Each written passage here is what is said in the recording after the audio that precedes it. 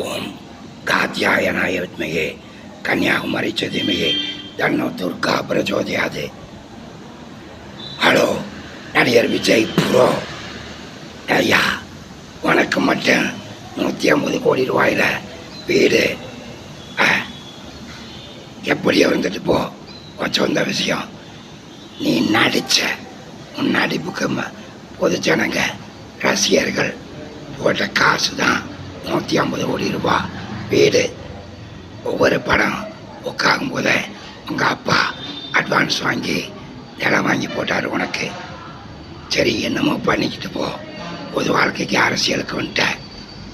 உனக்கு மட்டும் தனி விமானம், கேரவன் பஸ்ஸு, ஏசி, உள்ள டாய்லெட், பாத்ரூமும், குடிக்க தண்ணி, சாப்பாடு, உட்கார்றதுக்கு குஷன் சீட்டு. உன் ரசிகர்கள் கரூர்லையும் நாமக்கல்லையும் வெயிலில் குடிக்க தண்ணி இல்லாமல், சோறு தண்ணி இல்லாமல் 8:30 வர வேண்டிய உனக்கு 2:45 வரைக்கும் காத்து கிடந்தாங்க.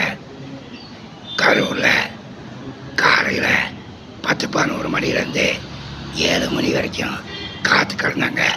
குடிக்க தண்ணி கொண்டு வர அவங்களுக்கு புத்தி இல்லாமல் கொண்டு வந்திருப்பாங்க. தீர்ந்து போயிருக்கான். கடைகளையும் ஒரு அளவுக்கு தான் பாட்டில் இருக்கும், தீர்ந்து போயிருக்கும். அவங்களுக்கு நீ இலவசமாக குடிக்க தண்ணி கொடுக்கக்கூடாதா? ஒரு சாப்பிட்றதுக்கு ஏதாவது பப்ஸு, பண்ணு, டீயாவது கொடுக்கக்கூடாதா? என்ன கூட்டம் நடத்துகிற நீ? என்ன உன் பயண திட்டம்? ஐயா, நீ மட்டும் சொகுசாக இருக்கணும்.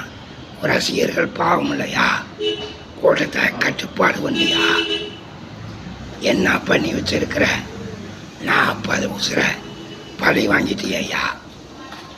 ஒழுக்கம், கட்டுப்பாடு, இதை சொல்லித்தர தெரியலையே நடிகர் விஜய். என்ன நீ நடிகராக தான் இருக்க. தமிழக வெற்றி கழக ரசிகர்களாக தான் வச்சிருக்க. தொண்டர்களா ஆக்கலை, அரசியல் ஆக்கப்படலை. அரசியலை நான் தெரியாமல் வச்சிருக்க. உனக்கே தெரியாது. நீ என்ன அரசியல்வாதியாக வரலை. நீ மட்டும்தான் ஹீரோவா? மற்ற நடிகர்கள் யாரும் இல்லையா? மற்ற நடிகர்களை சொல்கிறேன்னு யாரும் தப்பாக எடுத்துக்காதீங்க. சிம்பு இல்லையா? தனுஷ் இல்லையா? சிவகார்த்திகேயன் இல்லையா? ஜெயம் ரவி இல்லையா? சூப்பர் ஸ்டார் ரஜினிகாந்த் இல்லையா?